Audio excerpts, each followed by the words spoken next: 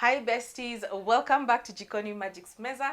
It is that time of the school calendar where our kids are home for such an extended period of time. And sometimes unakuna akili, you're asking yourself, what am I going to do with them? How am I going to plan their meals? So I'm here to ease your burden just a bit so that you can concentrate on other things. And today we are going to have three very fantastic dishes.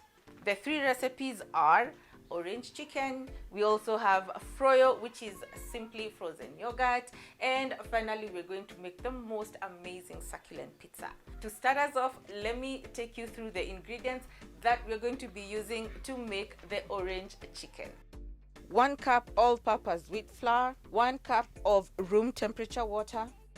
I just realized that this is too thin.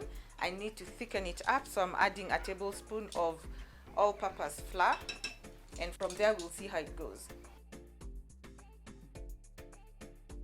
I'm finally satisfied. This is a consistency that you want, sort of like pancake batter.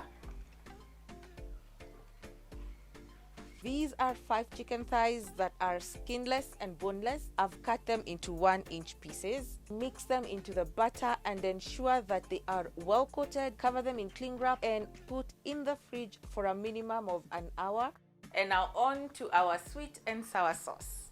1/4 cup honey, a teaspoon of sesame seed oil toasted, a tablespoon of apple cider vinegar, or if you do have rice vinegar, the better, a tablespoon of oyster sauce, 2 tablespoons of sunflower oil or an oil of your choice. Here I'm grating off the rind of my orange and avoiding the white part or the pith because it's extremely bitter. So I've finished grating the rind of the oranges. I didn't need to grate the entire orange rind.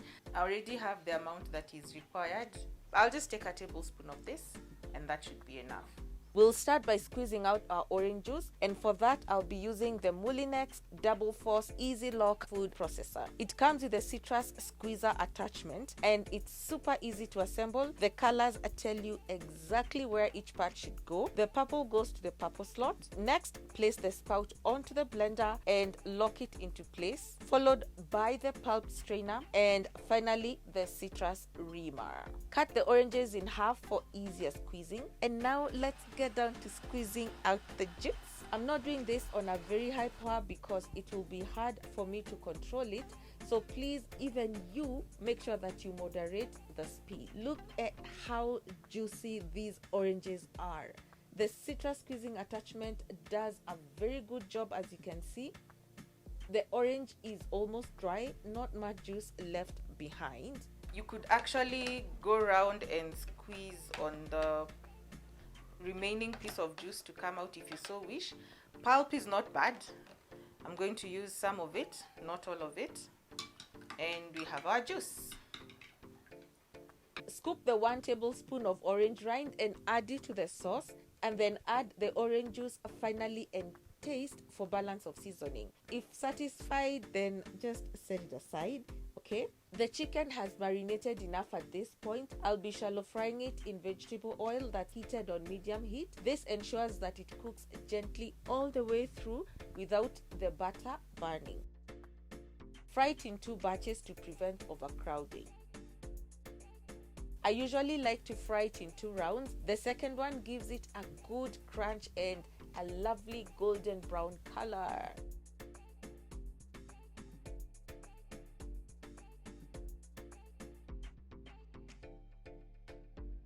Here I'm draining off the excess oil from the wok into an aluminium pan. I only need about 2 tablespoons of oil now. Mix 1 tablespoon of cornstarch with a bit of water to form the slurry. This will help in thickening the sauce to a silky smooth consistency. Add 1 large onion that's diced into large pieces as you're seeing here, together with 1 tablespoon of ginger and garlic roughly chopped, and red and green bell peppers or pili pili hoho that are cubed into about an inch. Saute until they just start softening, and then add salt to season them, not too much. Next, add the sweet and sour orange sauce and cook it until it reduces by about a half. Once you see it beginning to bubble furiously, big bubbles like this, then you'll know that you've done a good job of reducing it. Add the cornstarch slurry in portions. Check to see that the thickness of your sauce is as you'd like it to be, and add more if desired. You don't want it to be too thick or too thin, just somewhere in between. Next, add the chicken and mix it in with the sauce and ensure that all the pieces are coated, and then serve. Besties, look at the orange chicken. Your children will love you for this. You're guaranteed to win the Best Parent or Guardian Award of the Year. As a finishing touch, I'm sprinkling sesame seeds and cashew nuts. Isn't this such a lovely sight?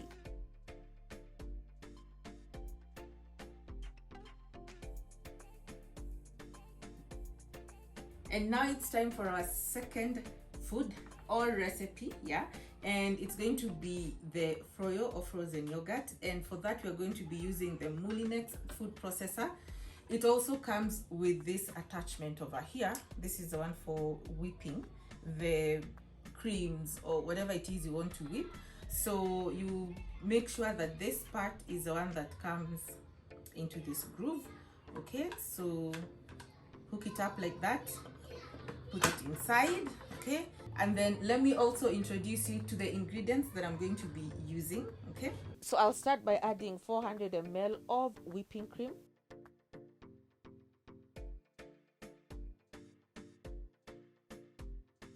This is half a cup of homemade strawberry jam, and over here I've got yogurt that I hung overnight, and this water was to weigh it down. I put it in this bag, and I put just a bit of kitchen paper just so that I could stop most of the milk solids or the yogurt solids from running through. Here are the solids. It's been hanging for around 8 hours. So these solids are going to go in there.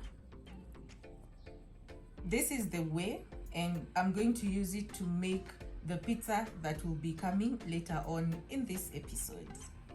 It's important to hang your yogurt so that you can get rid of as much water as possible, because your yogurt will end up having crystals and it won't be as smooth, okay, when you freeze it. We want the frozen yogurt or froyo to be as creamy as it can possibly be.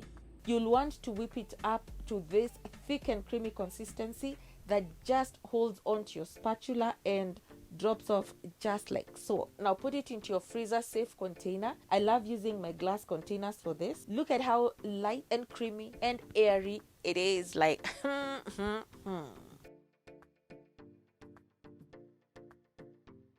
And that's not all, besties. We have to take it a notch higher. We are making it into a strawberry jam frozen yogurt ripple. I know it's a mouthful to say, which will be equally as delicious, I promise. Cover and leave for about 6 to 8 hours, preferably overnight, for it to set.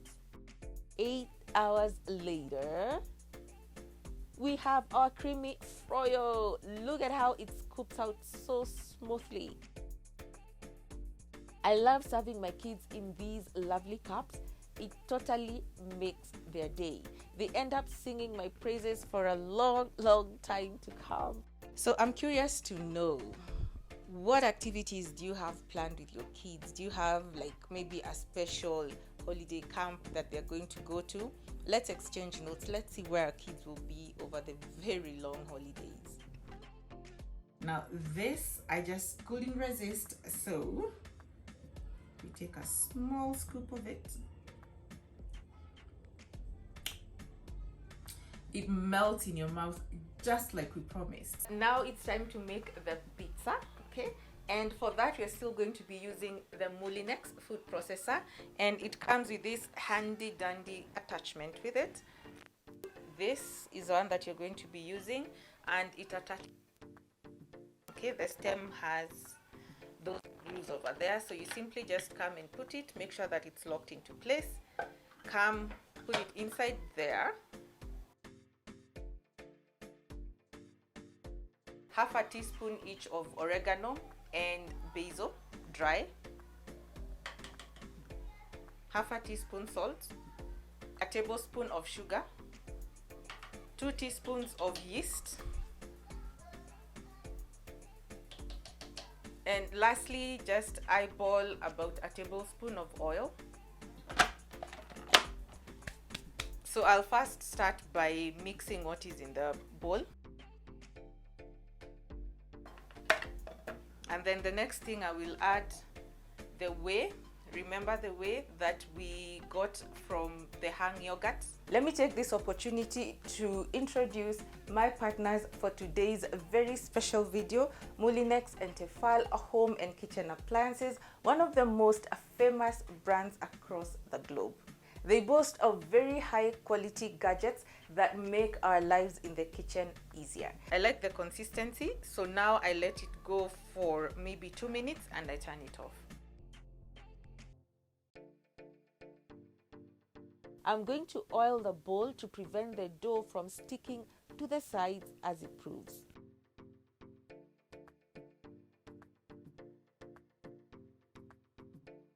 Cover with a cling wrap and keep in a warm place for it to double in size. Next, I'm going to make an instant pizza sauce by mixing 3 tablespoons of tomato sauce or ketchup, 1 tablespoon of dry basil and oregano, 2 garlic cloves that are finely minced, and then set it aside. Next, I'm going to heat up my Tefal pan. I love it because it's got this thermo signal indicator. Before heating up the pan, the thermo indicator pattern or the thermospot pattern is going to be clearly visible. As the pan heats up, the color begins to change, and once it reaches the ideal temperature, the thermospot is going to turn a solid red color, which ensures that your wok has heated up to the ideal temperature to cook your food. As the pan is heating up, I'm going to start cutting up the bacon. I'm using 200 grams of streaky bacon. Use whichever bacon you prefer. And I'm going to cook it until it just begins to brown and it's rendered most of its fat.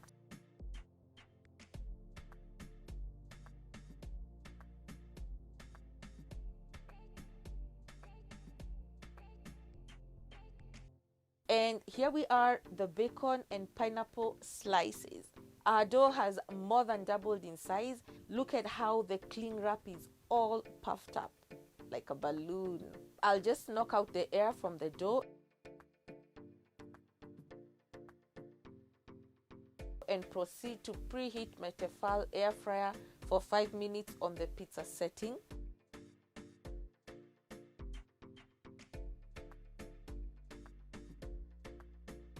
Next, I'm going to oil the parchment paper that I've cut into the same size as the air fryer basket. I'm also going to sprinkle some semolina flour to help the pizza not to stick on the parchment paper.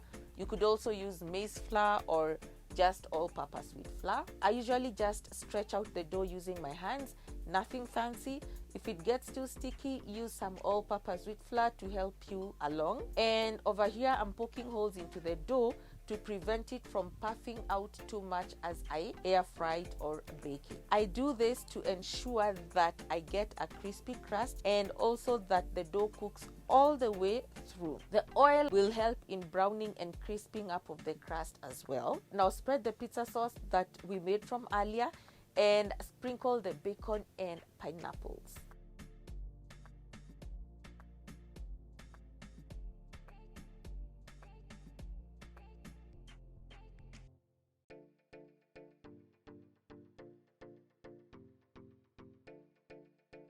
This is a mixture of mozzarella, Gouda, and cheddar cheese that I had remaining in my fridge from another recipe that I made yesterday.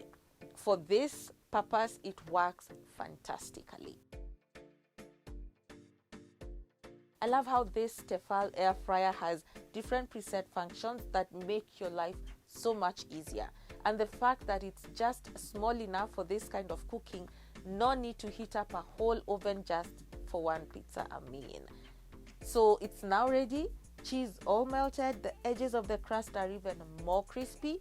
Next, I'll transfer it onto a plate.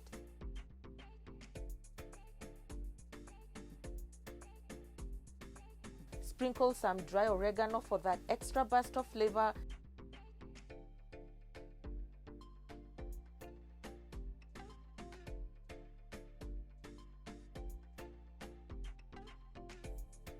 Slice it up and call out my children to come and enjoy the warm, gooey pizza with some more freshly squeezed orange juice. I unapologetically and absolutely love pineapple on my pizza. So besties, I am wishing you all the best throughout these very, very long holidays that we are having all the way until January.